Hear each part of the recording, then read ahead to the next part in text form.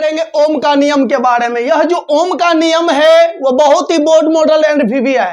किसी भी बोर्ड के एग्जाम में इस नियम को सबसे ज्यादा इंपॉर्टेंट माना गया है, क्योंकि यह जो ओम का नियम है यह विद्युत धारा और विभवांतर के बीच के संबंध को दर्शाता है, जो बहुत महत्वपूर्ण होता है। इसीलिए ओम के नियम को बहुत ही वीवीआई माना गया है और यह बराबर लगातार हर साल कुछ न कुछ एक साल दो छोड़ के इस क्वेश्चन को बराबर पूछा जाता है एग्जाम में। तो इसीलिए आज हम बात करेंगे ओम का नियम के बारे में। बहुत सारे स्टूडेंट से ये क्वेश्चन देखने में भारी लगता है, यह क्वेश्चन देखता तो है लेकिन उसे हार्ड लगता है, बना नहीं पाता है। हम ऐसे आज सिखाएंगे आपको जिसमें भी दिक्कत आपको नहीं होगी। तो चलिए अब हम शुरू करते हैं।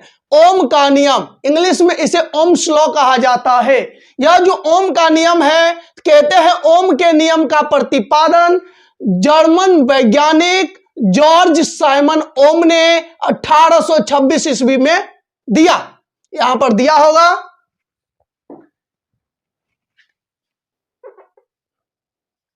दिया है ना।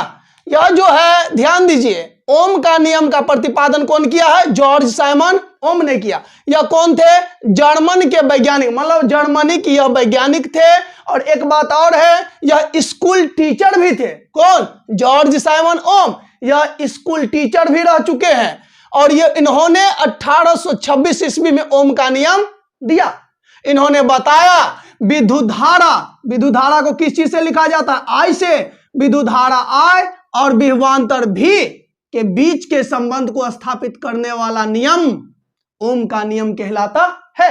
कहने का मतलब अभी हमने बताया भी था, विद्युत धारा और विभवांतर के बीच के संबंध को दर्शाने वाले नियम को ओम का नियम कहा जाता है। तो सर ये नियम क्या है?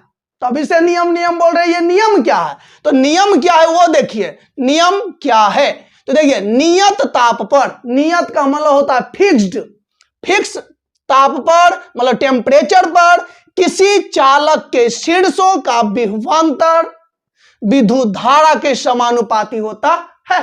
कहिएगा सर ये कैसे? अब देखिए क्या होता है, मान लेते यहां पर नियम में क्या बोला? चालक के शीर्षों मतलब दोनों छोर है ना, का विभवांतर, मतलब दोनों छोरों का विभवांतर उसमें विद्युत धारा के समानुपाती होता है। तो विभवांतर को किस चीज से लिखा जाता है?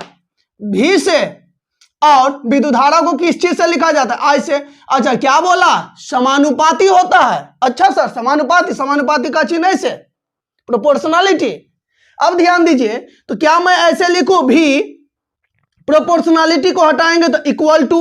आपको मालूम होना चाहिए जब किसी प्रोपोर्शनलिटी को हटाते हैं और इक्वल टू देते हैं तो उसके साथ कोई ना कोई कांस्टेंट को लिखा जाता है। यहां पर कांस्टेंट का नाम हम रखेंगे आर और ये बच गया आई। इसीलिए कहा जाता है भी बराबर आई आर। ओम के नियम में भी बराबर क्या आया?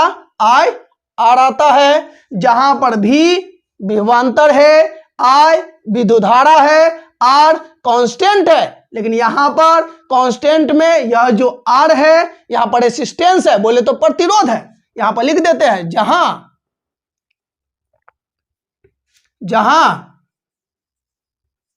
ध्यान दीजिए क्या भी क्या है? तब विभवांतर। अच्छा आई क्या है? विद्युत धारा। अच्छा तो आर क्या है? स्थिरांक है, बोले तो नियतांक है। और आई को यहां पर सूचित कैसे करेंगे सर? रेसिस्टेंस के रूप में, बोले तो प्रतिरोध के रूप में। यह हमारा क्या कहलाता है? ओम का नियम कहलाता है। बोलता है सिद्ध करके दिखाइए। तो चलिए भाई देखते हैं, यहां पर ग्राफ के द्वारा सूचित इसको करेंगे हम। देखिए सबसे पहला बात, ग्राफ समझिएगा इसको। मान लेते हैं यह हमारा कार्तीय तल है,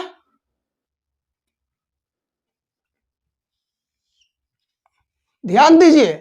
यहां पर इसे बोला जाता है एक्स, इसे बोलते हैं वाई, इसे एक्स डैश बोला जाता है, इसे वाई डैश बोला जाता है, इसको बोला जाता है ओरिजिन पॉइंट, बोले तो ओ।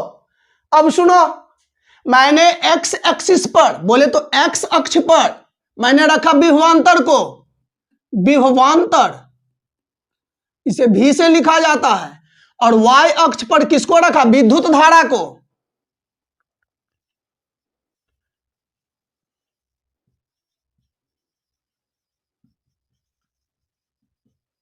विद्युत धारा बोले तो I की वैल्यू। अब देखिए ध्यान से, सर विभवांतर में पॉइंट को बैठाइए। अच्छा मान लेते हैं यहां पर क्या है, 0.1 है।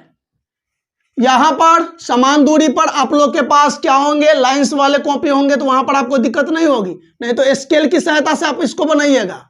तीसरा पॉइंट, इस दोनों के बीच की दूरी, इस दोनों के बीच की दूरी समान होना चाहिए, सब समान दूरी पर। और यहां पर 0.4 करा, यहां पर 0.5 करा, यहां पर 0.6 करा। ज्यादा नहीं, आपके पास जितना हो सके उतना लीजिए, कोई दिक्कत है नहीं।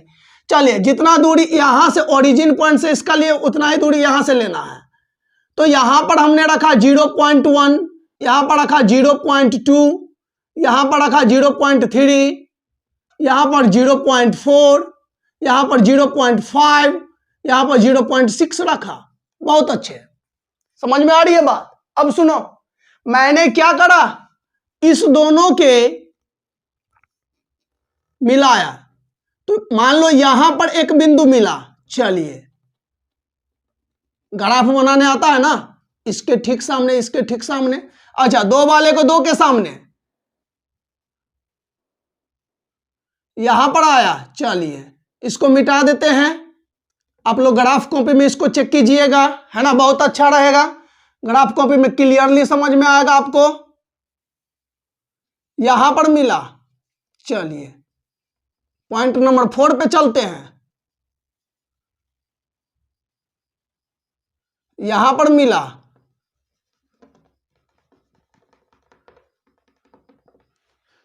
अब देखिए पॉइंट नंबर 5 की ओर।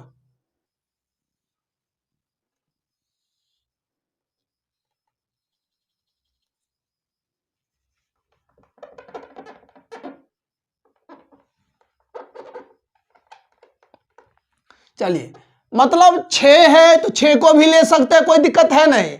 अब कितना भी लीजिएगा तो देखिए यहां पर एक सरल आकृति बनेगी। यहां से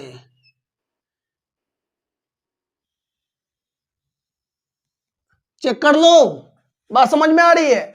तो यह एक क्या आया, सीधी रेखा में आया, मतलब यह नियत समझा रहा है, मतलब यह फिक्स्ड लाइन है। यह क्या है, फिक्स्ड लाइन है। तो इसी चीज को कहा जाता है ओम का नियम।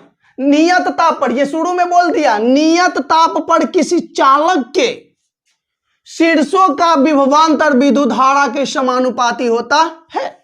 कहने का मतलब जब इसमें नियत ताप रहेगा, मतलब फिक्स्ड टेम्परेचर रहेगा, और हाँ खास बात, ओम का नियम नियत ताप पर ही काम करती है। ओम का नियम नियत ताप पर, मतलब फिक्स्ड टेम्परेचर पर ही काम करती है। अगर आप टेम्परेचर को बराबर बदलते रहेंगे तो वो ओम का नियम काम नहीं करेगा। बात समझ में आ रही है। ठीक उसी प्रकार से जब नियत ताप बोला तो यहां पर इसीलिए इसकी जो आकृति है, मतलब ग्राफ की आकृति जो है सरल रेखीय हुआ। ये सरल रेखीय है ना। तो यहां पर हम लिखेंगे कैसे, लिखेंगे चित्र में है ना, क्या फिगर का नाम लिख दीजिए, क्या बोलो तो, विभवांतर और विद्युत धारा के बीच संबंध। विभवांतर और विद्युत धारा के बीच संबंध, अब ध्यान दीजिए, मैंने तो ग्राफ बनाया, अब इसके बारे में लिखना भी तो है। तो चित्र में ध्यान दीजिए, यहां पर लिख देते हैं, चित्र में मैंने क्या करा, एक्स अक्ष पर विभवांतर और वाई अक्ष पर विद्युत धारा को लिया। तो लिखेंगे चित्र में एक्स अक्ष पर विभवांतर और वाई अक्ष पर विद्युत धारा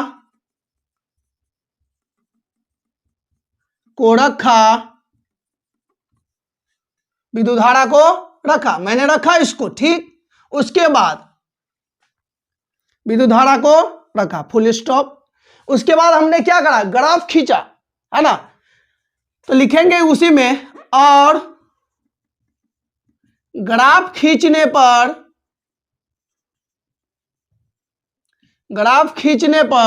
ग्राफ की आकृति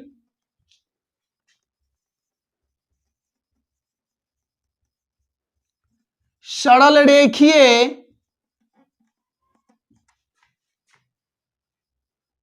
होती है, सरल रेखीय होती है। चलिए सर, इतना तो क्लियर है। तो ओम के नियम, तो यहां पर लिखना है, ओम के नियम से, ओम का नियम क्या कहता है, V equal to I R, V equal to I R. तो ओम के नियम V equal to I R हुआ, तो कभी हमसे तो ऐसा भी तो हो सकता है आई पूछ दे, क्या पूछ दे, तो आई इक्वल टू क्या लिखोगे, ये गुना में था, इससे दिया तो भागा में, तो V बट्टे आर।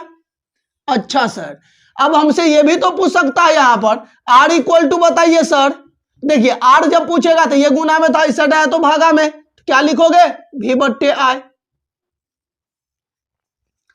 तो ये हमारा ओम का नियम था भैया, हमने ओम के नियम को सिद्ध करा। अब समझिए बात को, मैं एक बार रिवाइज कर देता हूं। ओम का जो नियम है वो जॉर्ज साइमन ओम ने 1826 ईस्वी में दिया था। कौन, ओम। ओम का जो नियम है वो जॉर्ज साइमन ओम ने 1826 ईस्वी में दिया। इन्होंने विद्युत धारा और विभवांतर के बीच के संबंध को स्थापित किया, और इसीलिए उनके नाम के सम्मान में इसे ओम का नियम कहा जाता है।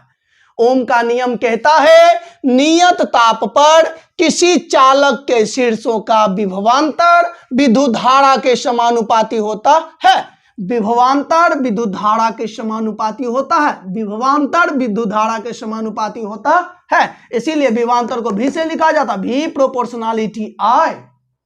तो सर भी इक्वल टू, मैंने जब प्रोपोर्शनलिटी को हटाया तो इक्वल टू रखा, इक्वल टू जब रखा तो उसके साथ कोई कांस्टेंट होना चाहिए। तो यहां पर ओम ने बताया, यहां पर कांस्टेंट कोई और नहीं ले सकते, हम आर लेंगे, इसीलिए मैंने आर को लिखा, और यहां पर क्या पहले से आई, तो इसीलिए कहा जाता भी इक्वल टू आई आर। क्या, भी इक्वल टू आई आर, यह बात किसने दिया, ओम साहब ने। अच्छा, जहां भी इक्वल टू क्या होता है, विभवांतर, आई इक्वल टू विद्युत धारा, आर इक्वल टू स्थिरांक है, बोले तो नियतांक है, लेकिन यहां पर आर को सूचित किया जाता है प्रतिरोध के रूप में। किसके रूप में, प्रतिरोध के रूप में किया जाता है। जब हमसे सिद्ध करने के लिए कोई पूछेगा तो हम ग्राफ बना के दिखाएंगे, उस ग्राफ में विद्युत धारा को y एक्सिस पर और विभवांतर को x एक्सिस पे रखना पड़ता है, इसीलिए मैंने x एक्सिस और y एक्सिस पहले बनाया, और उस पे मैंने क्या करा, अंक को सेट करा, 0.1, 0.2, 0.3, 0.4, 0.5, 0.6। इसी तरह से y एक्सिस पर भी रखा, x एक्सिस पर विभवांतर को रखा, y एक्सिस पर विद्युत धारा को रखा, इस दोनों के बीच के संबंध को दर्शा रहे हैं, इसलिए फिगर में लिखा विभवांतर और विद्युत धारा के बीच का संबंध। क्लियर सी बात है। चित्र में मैंने क्या देखा, x अक्ष पर क्या भाई साहब है, विभवांतर, तो लिखा x अक्ष पर विभवांतर, और y अक्ष पर क्या है, विद्युत धारा, और y अक्ष पर विद्युत धारा को रखा, और ग्राफ खींचने पर ग्राफ की आकृति कैसी आती है, सरल रेखीय होती है, सरल रेखीय आती है। इसीलिए ओम के नियम से, तो ओम का नियम क्या कहता है, V equal to I R, V equal to I R होता है। इसीलिए I बराबर कोई हमसे पूछेगा तो ये गुना में था, इससे डाया तो भागा में, तो V बट्टे आर। R इक्वल टू पूछेगा तो ये गुना में था, इससे डाया तो भागा में, तो V बट्टे आर। चलिए, ये हमारा प्रूव्ड। तो आज के लिए वीडियो सेशन इतना ही। आप लोग को थैंक यू। और हाँ, चैनल पे नए हैं तो सब्सक्राइब कीजिए, बगल में बेल आइकन होगा उसको भी दबा दीजिए, जिससे हमारा हमारा जो वीडियो जाएगा सबसे पहले आपके पास पहुंच जाएगा। और हाँ, लाइक भी कीजिए, शेयर भी कीजिए, अपने फ्रेंड्स को भी दिखाइए। मतलब ये जो चैनल है बहुत ही अच्छा है, और आप लोग को जो भी टॉपिक पढ़ना है वो हमें कमेंट करें। अगर वीडियो पसंद आता है तो लाइक कीजिए, हमारा सब वीडियो देखिए आप लोग, वहां पर एक तरीका सिखाया गया है, एक पर एक कॉन्सेप्ट है, उसको देखिए। और देखने के लिए थैंक यू।